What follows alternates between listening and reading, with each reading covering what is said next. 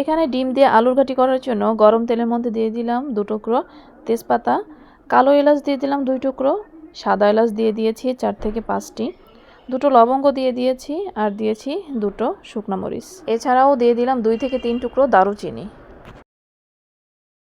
কিছু সময় নেড়েচেড়ে এর মধ্যে দিয়ে দিলাম পেঁয়াজ কুচি।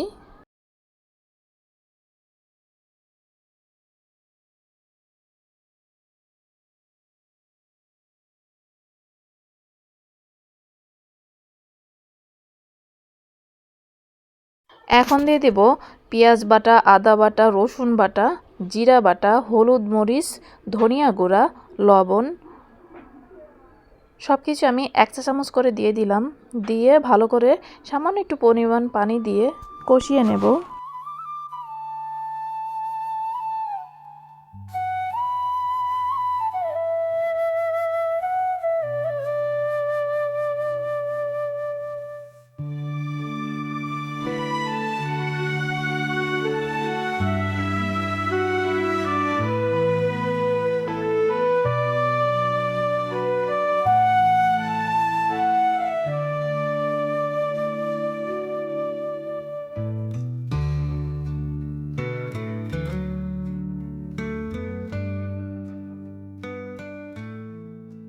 এখন ম্যাশ করে রাখা আলু দিয়ে দেব।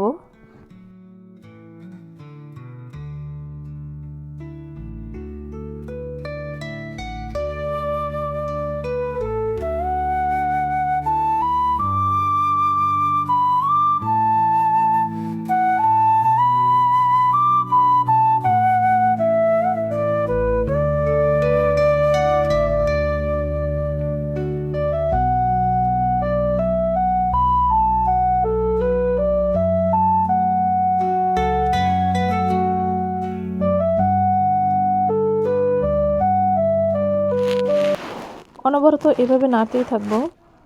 কিছু সময় এভাবে নাড়তে নাড়তে কষিয়ে নেব। এখন দিয়ে দিলাম ফালি করে কেটে রাখা কাঁচামরিচ, দিয়ে ভালো করে নেড়েচেড়ে কিছু সময় কষিয়ে নেব। এখন দিয়ে দিলাম পরিমাণ মতো পানি। কিছু সময় জাল করে এর মধ্যে দিয়ে দিলাম সিদ্ধ করে ভেজে রাখা ডিমগুলো।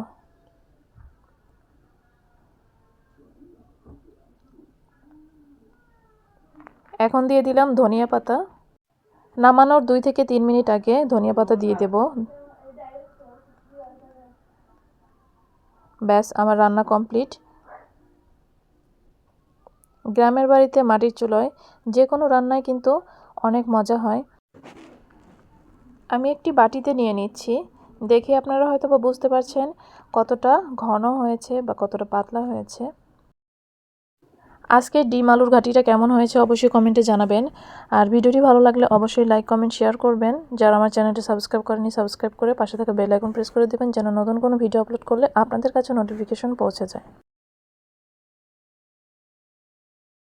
দেখেই হয়তো বুঝতে পারছেন কতটা লোভনীয় হয়েছে। আসলে এই ডিম আলুর ঘাটি যারা একবার খেয়েছেন তারা বোঝেন এটা স্বাদ কেমন। একবার হলেও ট্রাই করে দেখতে পারেন। ভিডিওটি এই পর্যন্তই। সবাই ভালো থাকবেন, সুস্থ থাকবেন। পরবর্তী ভিডিও দেখার জন্য আমন্ত্রণ জানিয়ে ভিডিওটি এখানেই শেষ করছি। আল্লাহ হাফেজ। আসসালামু আলাইকুম ওয়া রাহমাতুল্লাহ।